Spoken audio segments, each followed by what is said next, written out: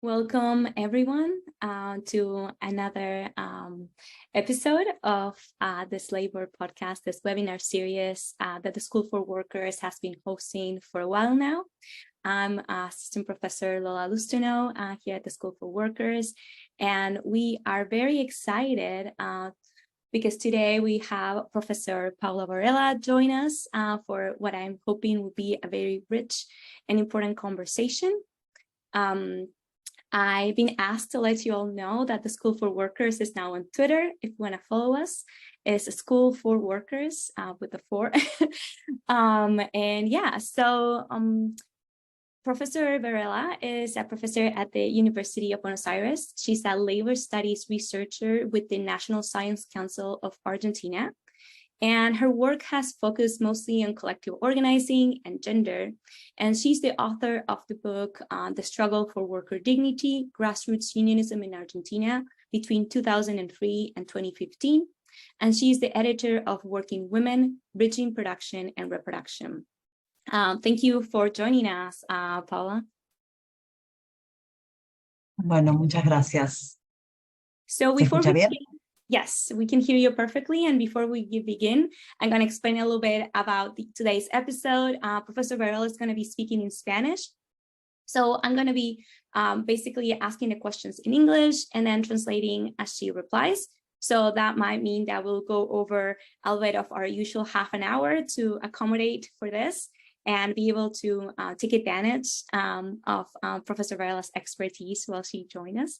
So yeah, so so you know, that's how it's going to be working out. I'll be asking some of the questions. Paula will answer in Spanish, and I'll be translating as we speak. And basically, today's episode will focus a little bit on, Argentina's, like some of the characteristics of Argentina's labor movement, and then to go into detail in a recent important struggle that happened with tire workers in Buenos Aires and around Buenos Aires in late 2022, which was a strike that revolved mostly around hours and working conditions and pay, with things that would resonate with a lot of the audience, because some of the discussions were around similar issues that, for example, the railroad workers were discussing in their strike in the United States in 2022. So yeah, Paula, let's just start having like a brief, I'll let you introduce us a little bit to some of the main characteristics of, how is the unionist movement in Argentina, a little bit of like the labor conditions at large, so we can start understanding better the specifics of the conflict from 2022. Ok. Antes que nada, agradecer muchísimo la invitación de la School of Workers y particularmente a la profesora Loustaunau por la invitación y el esfuerzo enorme de hacer la traducción simultánea. Okay, so Paula started by thanking the School for Workers for the invitation, me for doing the translation, of course. I'm just really happy that you're here and you can join us. Bien. Primera cuestión para situarse en el mundo del trabajo en Argentina. Argentina ha sido históricamente un país de una muy fuerte organización sindical, no solo comparado con otros países latinoamericanos, sino también en comparación con países europeos y, por ejemplo, con Estados Unidos. Yeah, so just so we begin, Argentina has been historically a country with a really important labor movement and union tradition, right? Not only in relation with other countries in the region in Latin America, but in comparison with countries in Europe and even with the United States. Hay dos características que me gustaría señalar en relación con esta fortaleza. Una es la tasa de sindicalización. En la actualidad, en Argentina, la tasa de sindicalización es del 25% si tomamos el conjunto de trabajadores, y de 40% si tomamos solamente aquellos trabajadores registrados, ¿sí? En 1985, es decir, antes de las reformas neoliberales, esta tasa era del 65%, tomando solo los trabajadores registrados. So there's two important characteristics, to highlight of the labor movement in Argentina. And the first one has to do with the union density. And basically, Argentina right now has a union density of 25%. If we take all the workers into account, and that means formal and informal workers, so workers in the informal, what's called the informal economy. But if we're just looking at what's called the formal economy, the union density in Argentina is 40%. And, again, if we think about the numbers in the US, it's quite a difference. And before the neoliberal reforms that took place in the 90s, so in 1985, the union density for Argentina was almost 65%. Bien, el segundo elemento sobre la fortaleza de la organización sindical tiene que ver con la estructura, y que es una estructura que nosotros llamamos una estructura dual, es decir, una fuerte organización por arriba al nivel de rama de actividad. En Argentina los sindicatos no se organizan por empresa, sino por rama de actividad, metalúrgicos, camioneros, ferroviarios, trabajadores del neumático, ¿sí? Ese nivel de organización está fuertemente regulado por el Estado. Por ejemplo, una de las regulaciones, dos muy importantes. Una es que el Estado establece un solo sindicato representante por rama de actividad en el sector privado, ¿sí? La segunda regulación importante es que aquello que negocia el sindicato por rama de actividad tiene consecuencias en todos los trabajadores de la rama, estén o no estén afiliados, y tengan o no tenga presencia el sindicato en su lugar de trabajo. Okay, so the other part, which is really important, and it's a dual characteristic of Argentina's union structure, if you will, which has to do with the fact that we have sectoral bargaining, basically. And not only we have sectoral bargaining, so it's, for example, like metal workers, railroad workers, truck drivers, just by different sectors of the economy, but that only one union has the exclusive representation in that sector. And this is something that is established by the government that has also a big input in deciding which the sectors are, right? And, and giving a particular union those exclusive bargaining rights, exclusive representation in that sector. And not only that what the collective bargaining agreements, which are sectoral, apply to all workers in the industry, regardless of whether or not they are affiliated to the union, they're members of the union or not, and regardless of whether the union has a real presence in their workplace. Eso le da mucha fortaleza a la estructura sindical por arriba, pero simultáneamente en Argentina hay una fuerte tradición de organización en el lugar de trabajo a través de comisiones internas o cuerpos de delegados, y siempre ha habido en la historia del movimiento obrero en Argentina tensiones entre esta organización estatalizada y esta organización de base, entre otras cosas porque la organización a nivel de la rama de actividad de los sindicatos e incluso de las centrales sindicales es no solo fuertemente estatizada, sino también de tradición peronista, mientras que en las comisiones internas en los lugares de trabajo son organizaciones mucho menos controladas por el Estado, mucho más revulsivas, y en las que en distintos periodos ha tenido peso sectores de izquierda, incluso de la izquierda radical. Yeah, so the other part of this dual characteristic of the system that, in one way, as I was just mentioning, it has to do with this very like top-down structure, if you will, right? This like strong governmental presence, and like this structure that of course gives a lot of strength to the labor movement in the fact that, it covers so many workers. At the same time, there's been a tradition in Argentina of what is called sindicalismo de base, which we could translate as like kind of like a grassroots unionism in the workplaces, where you would find what they're called internal commissions or like workers' councils in each of the plants. That could be a way of translating that, maybe, in which, you know, and workers' councils or internal commissions have some level of autonomy in their action that, of course, you don't find at the bigger federation level or the bigger union level. So, and another piece that has happened, there's always been tension between these two characteristics, in part because at the top level, in the bigger structures, at the union federations, we usually have tended to find, I guess, a political leadership aligned with Peronismo in Argentina, which is a big political party and a big political tradition, which we could say is like, progressive center. It's a complicated tradition to place politically in the U.S. spectrum, but we can say yes, the center. Let's just leave it there. And at the grassroots level in the workplaces, what we find is the presence of more leftists, even like presence of like the radical left. And there we find more, what's that's like convulsion, more action, more direct action, and more direct conflict in the workplace, usually led by more leftist organizations that do have presence in the internal commissions at the factories.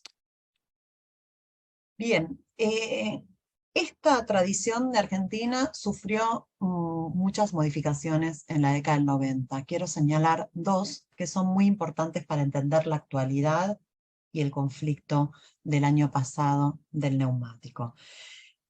Primero, en la década del 90, la podemos situar a mitad de la década del 90 aproximadamente, hubo una fuerte ofensiva contra la organización en el lugar de trabajo.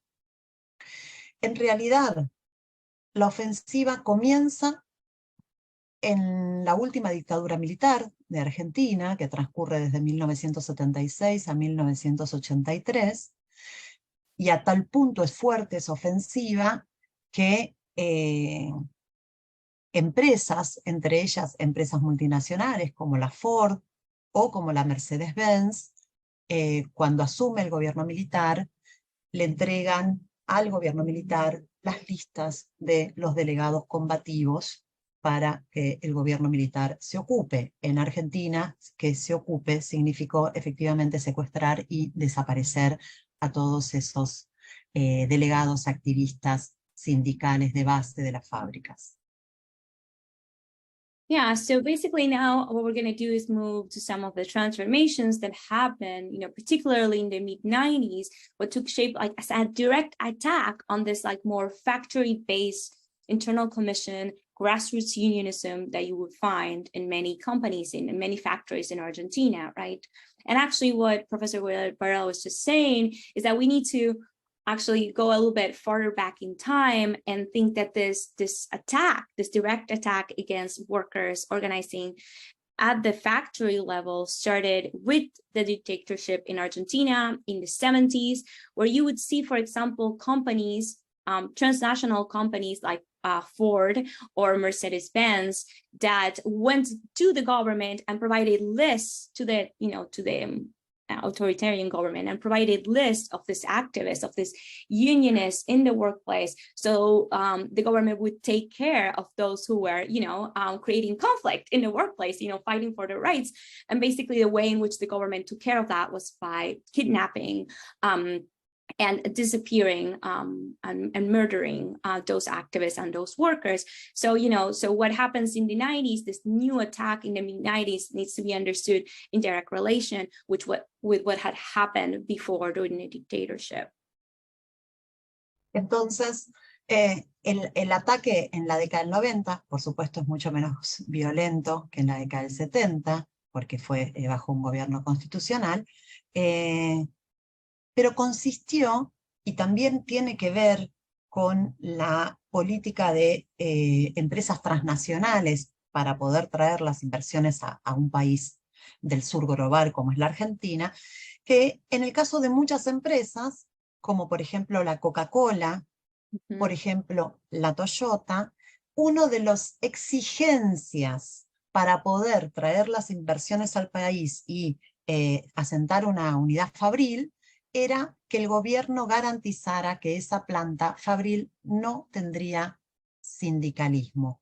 Es decir, lo que acá se llamó la exigencia de la dessindicalización de las plantas como la Coca-Cola o la Toyota. Eso es la forma de ataque a la organización interna de la década del 90.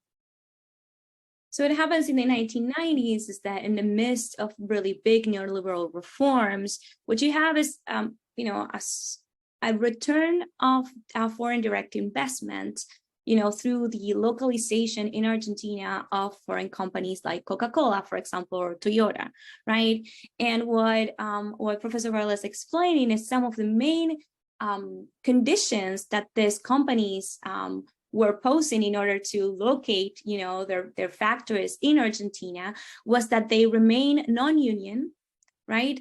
So, and this is what is called the demand of desindicalización, or reverse. I guess it's a way of like reverting back. Like, so this were workers, the sector is already union, is already represented by the union, by these companies were demanding that their specific plants remain non-union. So this is why it's a direct attack on this more radical grassroots activism, right? La otra forma de ataque o la otra forma de reformas neoliberales que me interesa señalar, junto con la desindicalización de ciertas plantas, es el ataque a través de la jornada de trabajo. Y esto es central. ¿Por qué?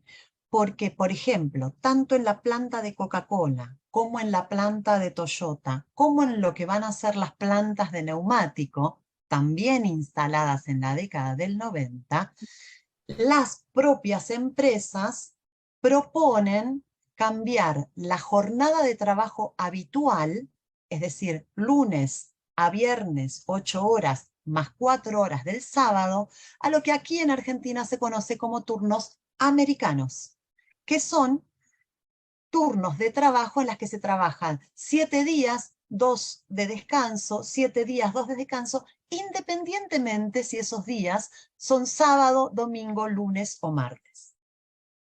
So another really important transformation and demand that these foreign companies had in order to, invest in Argentina and put their factories in Argentina was a transformation of the scheduling.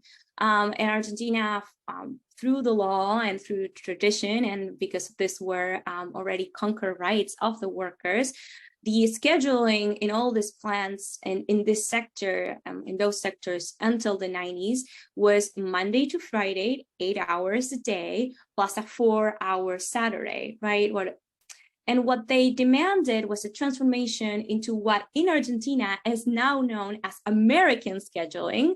And this American scheduling is ask workers to work 7 days consecutively and rest 2, or work 7 days consecutively and then rest 3, regardless of whether these are Monday, Friday, Saturday, Sunday, etc. Right? So this already was a transformation of something that was a right that workers in Argentina had won in, early to like mid-20th century. Esta modificación, que se fue extendiendo a muchísimas industrias, implica dos cosas importantes. En primer lugar, si uno suma las horas de trabajo total en el mes, implica una ampliación de cantidad de horas de trabajo a nivel mensual, ¿sí? En segundo lugar, implica también que como no importa qué día de la semana se trabaja, quienes trabajan sábado o domingo no cobran extra por trabajar el fin de semana, ¿cierto? Y después en un registro que puede ser más subjetivo, pero que es sumamente importante para la vida de las y de los trabajadores, que implica una casi imposibilidad de planificar el tiempo de no trabajo, el tiempo para la familia, para los afectos, para el ocio, para la cultura, para el estudio. So basically, here the key aspect of this is that this transformation in the scheduling practices, which again might resonate with some of the conflicts we're seeing in the US right now, this American scheduling meant that workers were not being paid overtime or were not being paid extra when they were working weekends, which is also something that had been a long-standing tradition in Argentina, to get paid extra if you were asked to work during the holidays or during Sundays, and that goes away. Also, it implies a larger total number of hours worked per week than workers were doing before this transformation. And, of course, and this again resonates with so many workers today, it implied that workers lost their capacity of planning their free time, their leisure time, planning the time with their families, their rest time, right? So the introduction of the American scheduling in Argentinian companies meant a radical disruption in workers' lives, not only because it added more hours to work, but it reduced the capacity of planning for their lives outside of work. Entonces, cuando hablamos de el avance de las reformas neoliberales, hablamos de cosas muy concretas en la vida cotidiana de las y de los trabajadores. ¿Qué pasa en los primeros años de la década del 2000, del siglo XXI, en lo que se conoció en Argentina como una revitalización sindical y una reaparición del sindicalismo de base? Bien, pasan muchas cosas que no vamos a hablar, pero un componente sí es muy importante para tener en cuenta. Efectivamente fue una década, más o menos 2004-2015, de mucha conflictividad laboral, pero con una característica importantísima. La conflictividad laboral estuvo concentrada en la demanda de aumento salarial y no de modificación en las condiciones de trabajo heredadas de la década pasada. Entonces, se lograron aumentos de salario real sobre el mantenimiento de esas condiciones de trabajo, o incluso, como analizan muchísimas y muchísimos sociólogos del trabajo, sobre la profundización de las condiciones de trabajo de los 90, entre ellos los turnos americanos. Yeah, so basically, as we get closer in time, after Argentina's big crisis in 2001, what we see in the following decade, particularly between 2004 and 2015, is that growth in the conflict in the workplace, in the amount of strikes, in the amount of different ways in which the workers were raising their voice and demanding transformations. But what's interesting is in this context, and to give some reference to the audience, this is during what is called as the pink tide in Latin America, and during the Kirchner's first governments, right? What we see is that the transformations in the working conditions, particularly the American shifts, the American scheduling practices, do not get challenged. And on the contrary, despite the growth in activism among union members, their struggles tend to focus on salaries, on wages and benefits, and not so much in working conditions. So again, the working conditions that had been transformed during the 90s, these degraded working conditions actually continue getting worse. And even though we see a growth in labor conflict, we see a growth in strikes and demands by workers, they focus mostly on wages.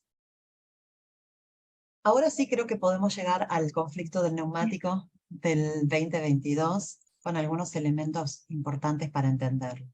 En primer lugar, que la rama del neumático fue parte de este proceso de sindicalismo de base, de recuperación de la organización en el lugar de trabajo, e incluso con direcciones de izquierda radical.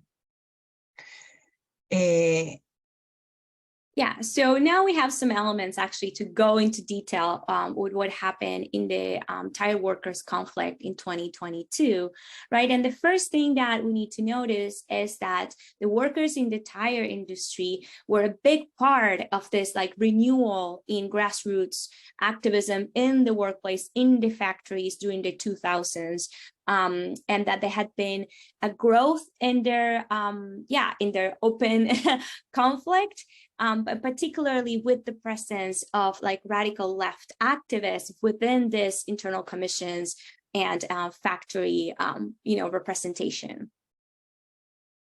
Por otra parte, la industria del neumático es una industria de condiciones de trabajo muy duras, no solo por los turnos americanos, sino por cuestiones referentes a la salud, porque manejan materiales tóxicos como el caucho.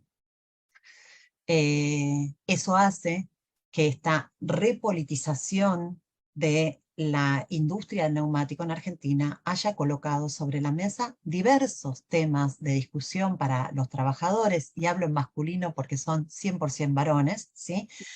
Entre ellos, por ejemplo, el problema de recuperar los fines de semana a partir del planteo de que las horas del sábado por la tarde y las del domingo sean pagadas doble.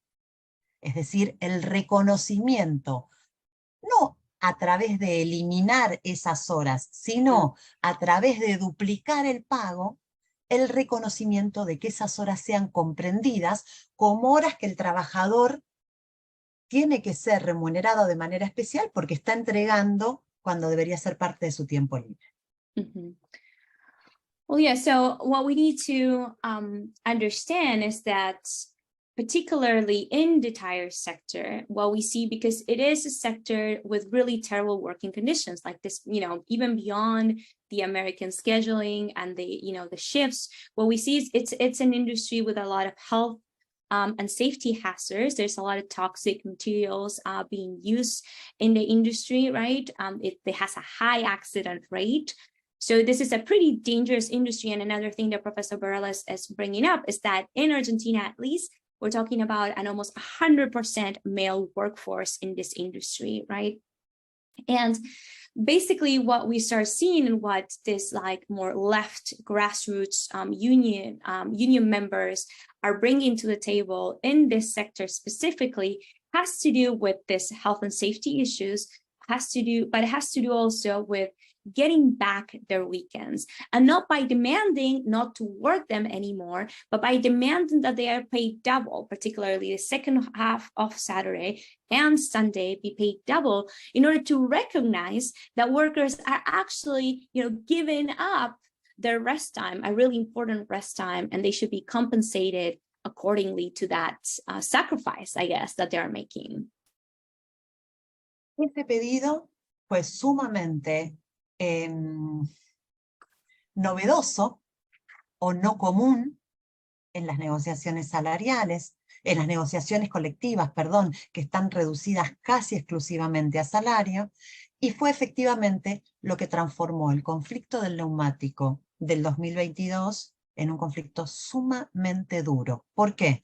Porque las empresas del neumático, tanto las transnacionales como la de origen de capitales nacionales, se negaron en todo momento a negociar condiciones de trabajo, a revisar esta idea de que el fin de semana es un tiempo de ocio conquistado, por motivo por el cual debe ser pagado doble.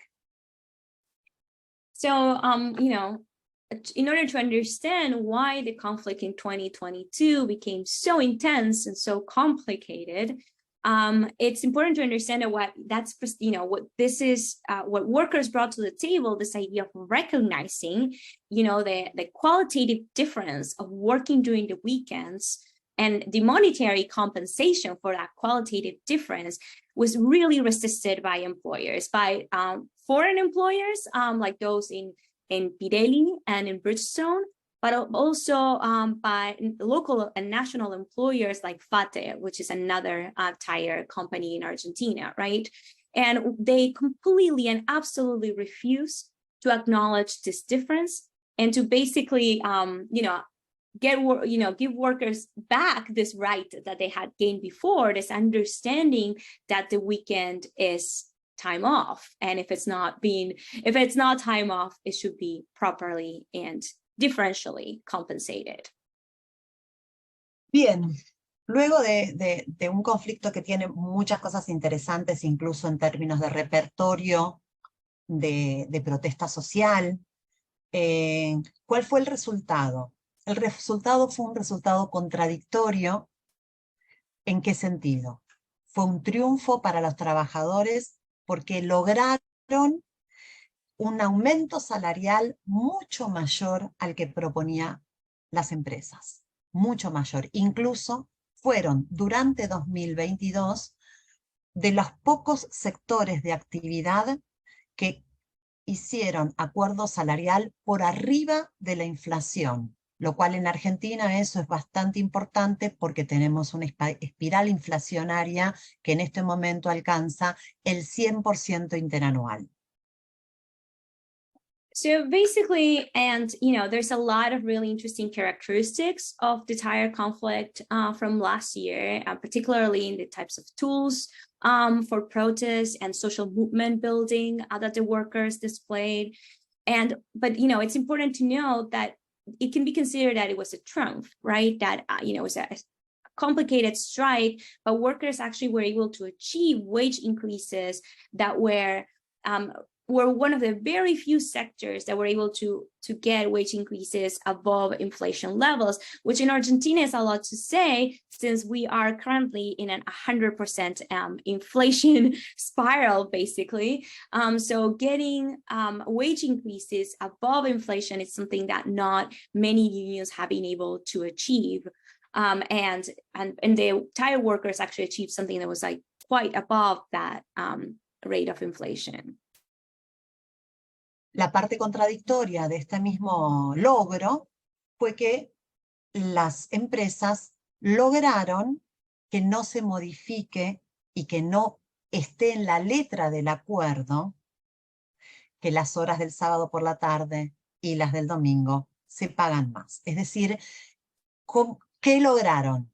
Lograron decir, en el acuerdo salarial está ese monto de dinero, está el reconocimiento.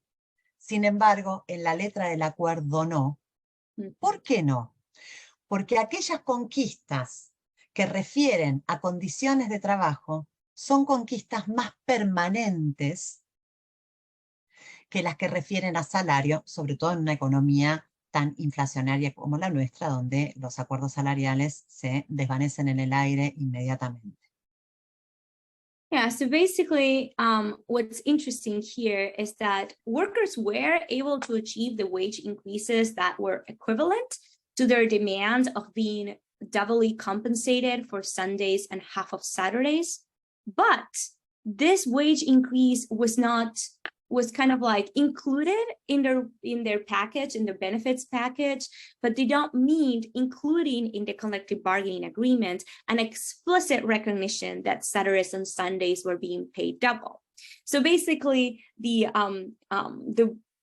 bargain that the employers were able to strike was that they were going to pay the equivalent in money through the salaries, through their wages to the workers of what they were demanding, but they didn't agree to include in the collective bargaining agreement that Saturdays and Sundays were being paid double.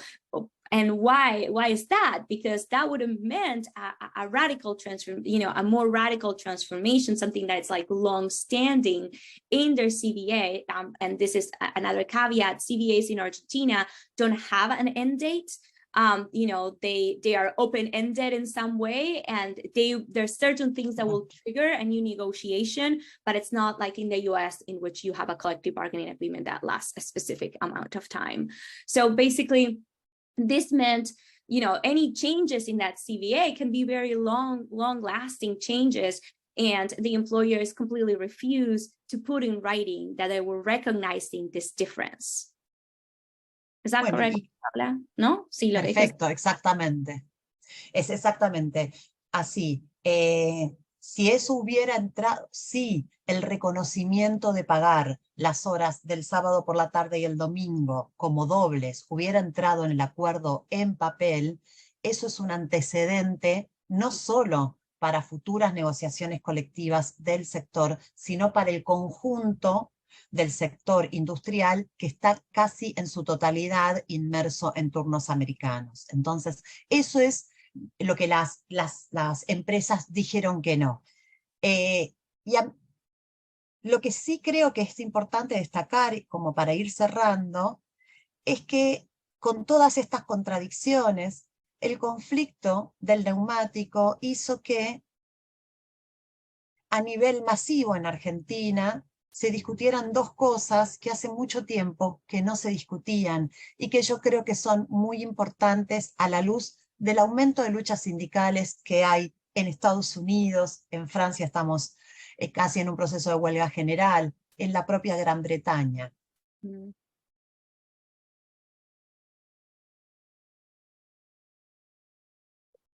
Esas dos, sí, no, quería darte tiempo, pero... Ok, perfecto.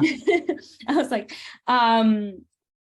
yeah, so basically, and this is, so we start closing and give a few moments to the audience for some Q&A, is that, ultimately what you see is that this first two things, right, that remind that employers were also afraid of putting these transformations in writing because changes in this sector could quickly have a ripple effect to other sectors, which now also have this American scheduling system, right?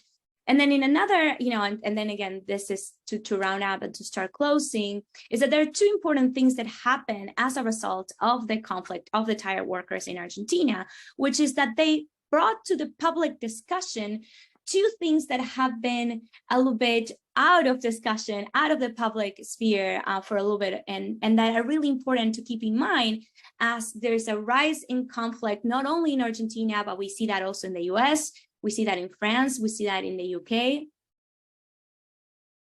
Y esos dos temas que yo creo que hay que recuperar en el debate público son el derecho de las y de los trabajadores a poder disponer de un tiempo de no trabajo. Está tan naturalizada la idea de que si tenés trabajo, tenés suerte, que la sola idea de pensar en un tiempo de no trabajo está fuera del horizonte de lo posible. Todas las entrevistas con los trabajadores del neumático contaban cosas que cualquier compañero o compañera puede entender. Es no ver crecer a los hijos, si te toca trabajar de turno noche, no poder compartir un desayuno, una merienda, una cena, no poder estudiar, es decir, no tener siquiera el derecho, si uno tiene la voluntad, a poder adquirir una nueva capacidad, un nuevo conocimiento, no poder practicar un hobby. Muchos de los jóvenes del neumático son músicos y han perdido su conexión con la música, es decir, discutir el derecho al tiempo de no trabajo creo que es un gran logro de ese conflicto y que tenemos que mantener como parte de la agenda. Y lo otro es el derecho a preservar nuestros cuerpos de una explotación que genera lo que aquí en Argentina llamamos los rotos, es decir, esos cuerpos que el propio trabajo, el sistema de trabajo daña y que después las empresas repulsan por estar dañados. Absolutely, and these two things will resonate with the audience, I think. So the two main things that this conflict brought to the public discussion in Argentina, and that it's really important that we keep it. First is the right for a time of not work, right? The right to time to further your education, the right to rest, for time to rest, the right to have time to spend with your family. I think it's become so naturalized, and this, Professor Varela says, so naturalized to feel that you're lucky if you have a job, that to even think about your right to have time without being working and to have time to do other things other than work has really, we have lost sight of that and the importance of that. And in all the interviews with the workers during this struggle, you would you would hear them sharing, stories about not being able to see their kids grow, not being able to share a meal, not being able to, again, further their education, get new skills, to perhaps move to a different sector, to do something else with employment, the ability to do something just such as like play music, if that's your hobby. And Professor Lola was sharing that a lot of the workers in the tire sector were musicians as well, and their inability to pursue that because there is no time outside of work. And so that's one of the biggest things. And I think that also resonated with what the railroad workers were struggling for here in the US, right? That time for yourself, that time outside of work to be a person. And then the other aspect, which is also really important, has to do with the right to take care of your own body, right? Of keeping your body safe from extreme exploitation. And again, it relates to what we were mentioning earlier, that the tire sector is a particularly hazardous sector, but also that this form of work, this like amount of hours that workers are being asked to work per week and the amount of days that are being, this form of overwork, right, has particular impacts on workers' bodies, right? And that really damages that, you see workers with really intense health issues really, really young. And companies, once workers are ill, in Argentina, they're called los rotos, which is the broken, right? Once workers are broken, once their bodies are workers, companies really dispose of them, dismiss them in multiple ways, right? And we see that also in the United States. I saw that in my research in food manufacturing. It's very, very prevalent. Bueno, creo que si les parece, podemos, tiempo si hay preguntas o como vos te parezca. Yeah, so one more thing that I would like to ask you before we give a few minutes to folks, and I know we are running over time, so I appreciate you staying for longer to hear Professor Varela. But Paula, would you mind sharing with us for how long the strike went and approximately how many workers were involved? Sí, el conflicto duró casi 6 meses, que no significa que durante los 6 meses haya habido medidas de lucha constantes, ¿sí? Involucró al total de trabajadores de las 3 empresas del neumático de Argentina, tanto las multinacionales, transnacionales como la local. Eso es importante porque fue efectivamente un conflicto con mucha participación de la base. Y eso se pudo ver no solo en las acciones de protesta que implicaron manifestaciones en las puertas de las fábricas, paros, manifestaciones en arterias muy importantes de comunicación de la ciudad, y también manifestaciones ya hacia el final de conflicto, manifestaciones en edificios estatales encargados de la negociación colectiva. Entonces, fue un conflicto con mucha participación, y esa misma participación también fue la que hizo que tuviera una enorme repercusión en los medios. Y en los medios, creo que es importante señalarlo, fue un conflicto que empezó a generar empatía en otros sectores. ¿Sí? Pese a que el propio gobierno, sí. Yeah, so basically, just so folks know a little bit more about the strike itself, this is a conflict that lasted about 6 months, although they weren't striking throughout the 6 months. Workers used a variety of tools, that we know, like rallying in their workplaces, shutting down some main, avenues and highways and freeways, points of entry to the city of Buenos Aires, also rallying in front of governmental buildings, particularly where agencies in charge of solving the conflict between the employers and the workers, are based. So in that amount of the variety of tools that workers were using, what's important to note is there was a huge grassroots participation, like almost all members of the union were mobilized at one point or the other. And that, that meant that the conflict had a huge presence in the news media in Argentina, in the news media cycle, and that despite government attempts of like trying to present these workers as really privileged, it did create a lot of empathy from the rest of the population that, you know, where the demands of free time, of, you know, being able to spend time with your family really resonated with the rest of Argentina's population. Okay, so now I'm just gonna open it up if there's any questions. I think there was a question from Mike Goodman that I don't know about what you're gonna think, but we're gonna be able to stay on this, but about the relationship between the labor movement in Argentina and Peronismo still, basically, which is would be a huge question to answer, but if you wanna say something to that. Sí, creo que a la pregunta de si el movimiento obrero argentino sigue siendo peronista o no, la respuesta es sí y no. ¿Qué significa? Significa que efectivamente la tradición iniciada por Juan Domingo Perón sigue siendo una tradición fuerte, pero que el contenido específico de esa tradición ha ido mutando muchísimo en el tiempo. ¿Qué quiero decir concretamente? Cuando hablábamos de la década del 90 y de las contrarreformas neoliberales, sucedieron bajo un gobierno peronista, ¿sí? El menemismo. Entonces, es... No, termina y llora. No.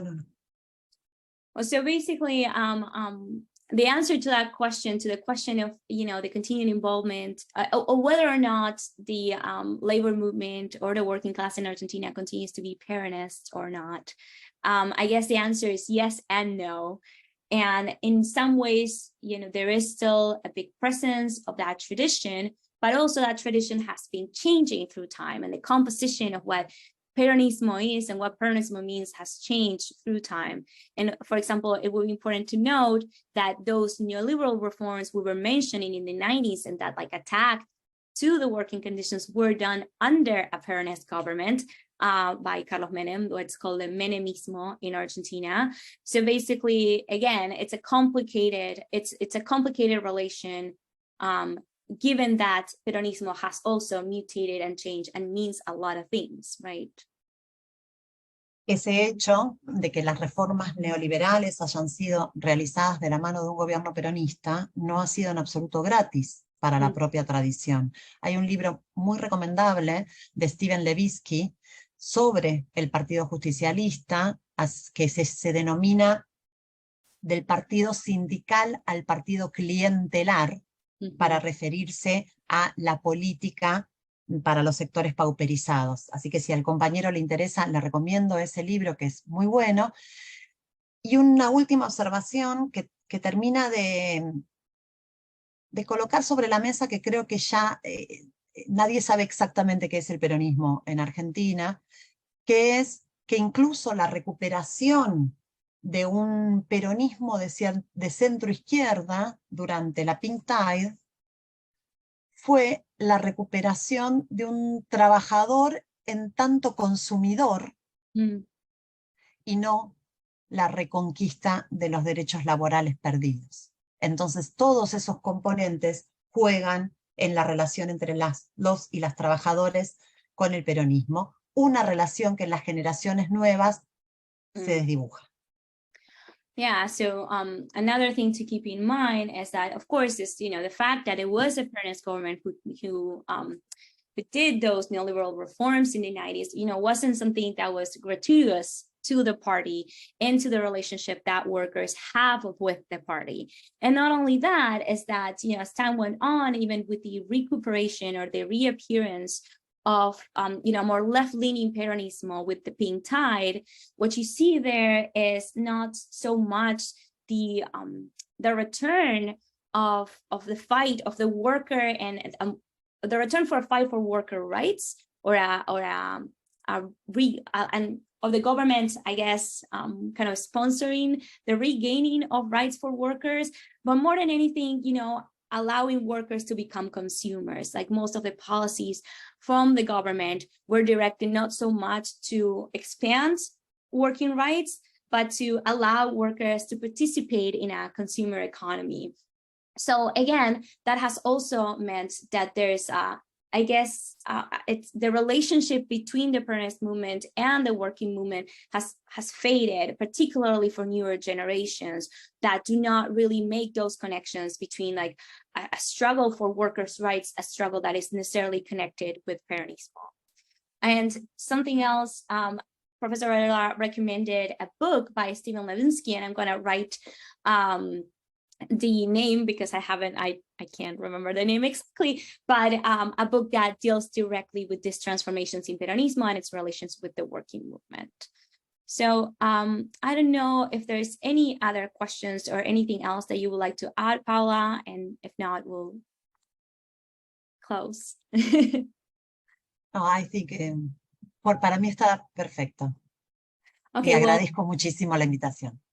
Well, thank you so much for joining us, and I hope the audience, you know, had a good time and learned a little bit more about Argentina's labor movement and these really important struggles that have been taking place in the last year. Thank you again, Paula, for joining us. It was really, really, really good to have you, and we'll see everyone again next month for our next Labor Forward. Bye. Muchas gracias. Thank you. Gracias.